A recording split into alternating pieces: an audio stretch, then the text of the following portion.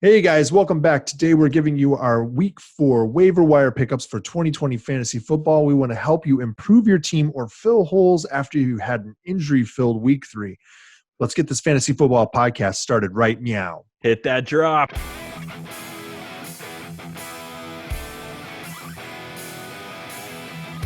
Hello and welcome to the Fantasy Football Upside. I am Justin and that is Kyle, and we cannot repeat what we were just talking about. But I just hey, gave the scared smile, the cringe Yes. smile. Thank you for dropping by our Fantasy Football Podcast and YouTube channel. We greatly appreciate it. And heck, man, week 4 is already here. That's nuts. This NFL season is flying by already. Slow down just a little bit. But have you guys started 0-3? 3-0? Maybe 1 loss, maybe 2 losses? Well, I mean, they're listening to us, so they should be 3-0. I was going to say, if they're the other way around, you should definitely start listening to us. Yeah. There's still plenty of football left out there, okay, Dan? There's still time for you. But today we are giving you our top waiver wire ads for week 4. It's going to be a fun one. What do you have for me, Kyle? Make sure you click the like button, drop a comment down there, guys. Give us your start-sit questions for upcoming episodes here for week 4. We're going to talk today about waiver wire pickups, who you should be grabbing off the waiver wire. We've got we're going to restrict it to 60% rostered in Yahoo or less, just as like a benchmark to make sure that those are guys who are available in most leagues, or at least near 50% of leagues. Let's see here. Hoping you had a good week 3. It's another week of injuries, right, guys? Guys left and right dropping like flies. So waiver wire is more important than it has ever been. So like I said, make sure you give us your week 4 start-sit questions. Let's dive headlong into the shallow end here, and let's go get our top waiver wire pickups for week 4. All right, Justin, who do you have as running back? This one is actually a guy that we had as a stash last week, and I think we're going to go ahead and put him down as a waiver wire ad, and that is Jeff Wilson Jr. of the 49ers. He's 23% rostered. He came out with a 12-carry, 15-yard, 1 touchdown, and then 3 target, 3 catches, 54 yards, and a touchdown. So not as efficient as you would like on the running side, but pretty efficient on the receiving side. And that receiving work was actually kind of nice surprise that he's not really known for that. He was more just of a goal line guy. And, I mean, that's what work he was getting.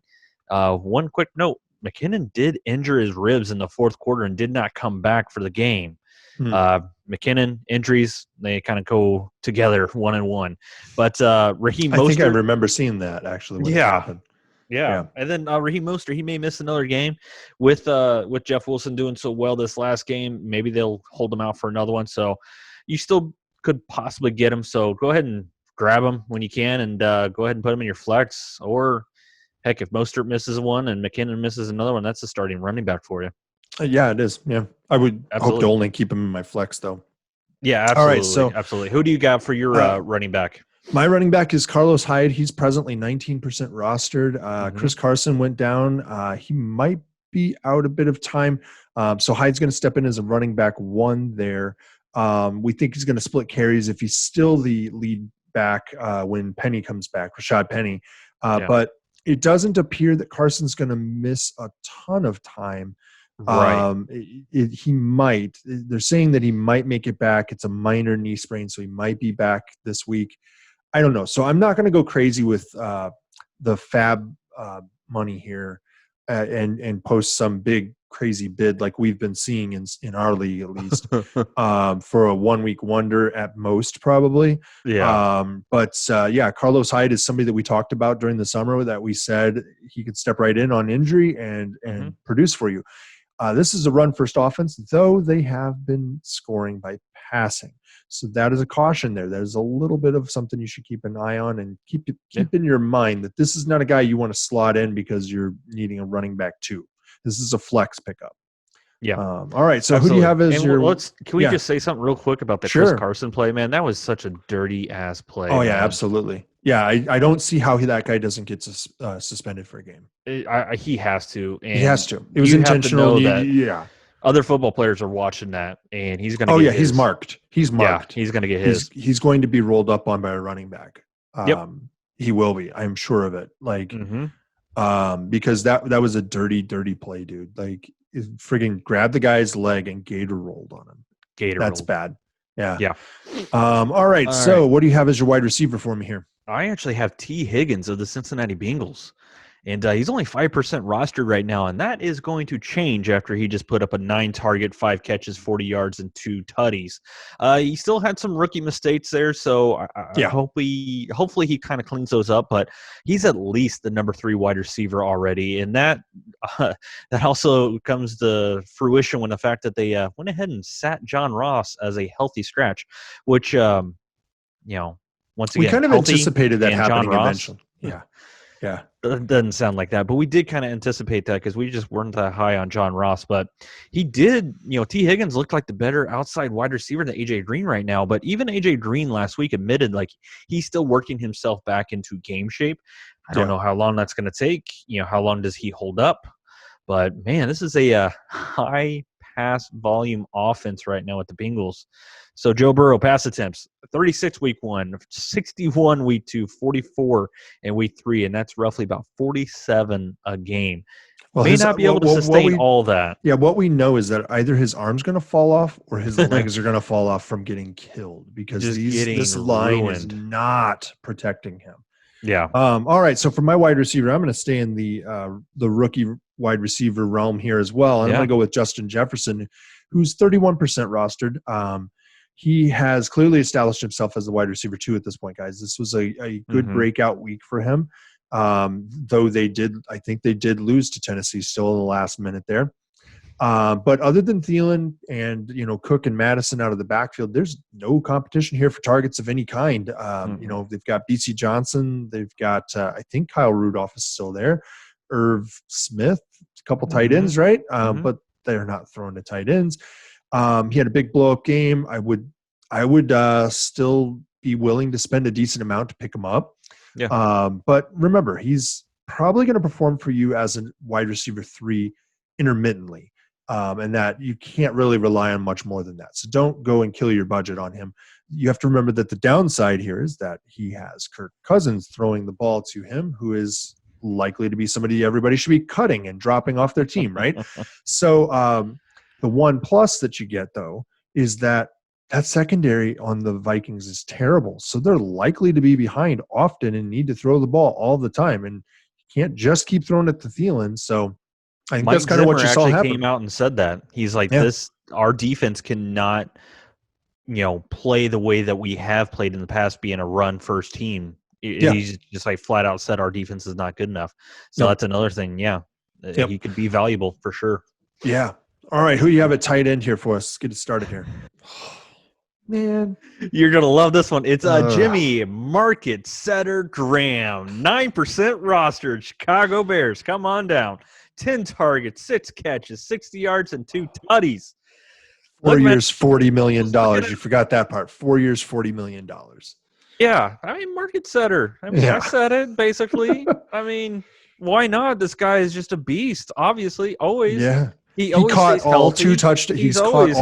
He's done with touchdowns for the year. He knocked him out early. He got him on. He's got maybe another 100 yards left, and then he'll stop. I don't know. He does stop on routes. Yeah. Well, that's why that's what it looked like whenever it comes to True Biscuit getting sat, because he stopped on a route and the guy picked him off. But I don't know. Nick Foles kind of looked his way. I'm just going to say a better quarterback, I would say.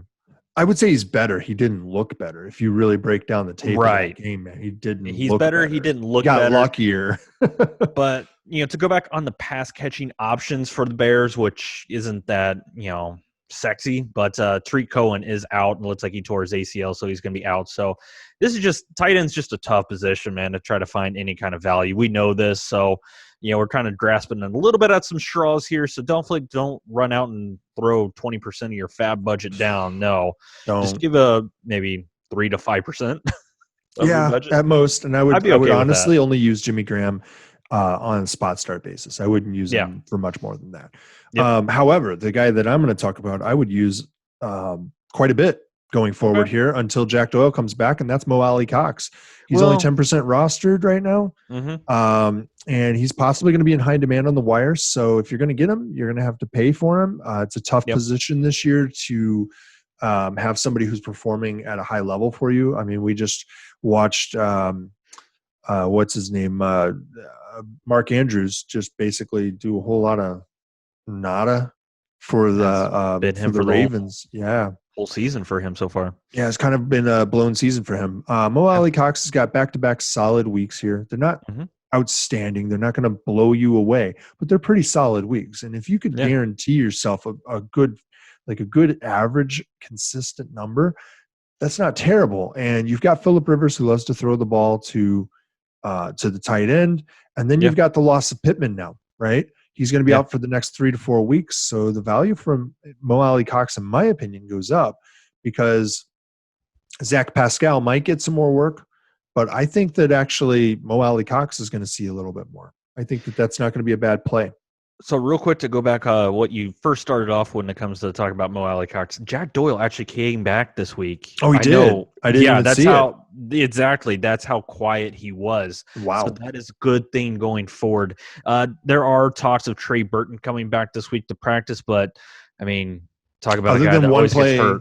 Yeah, other than one play in the Super Bowl, that dude's not really been exactly. And it's actually looking like Mo Allie-Cox is the number one tight end on this squad, and it would be smart for them to continue feeding him the ball. Yeah.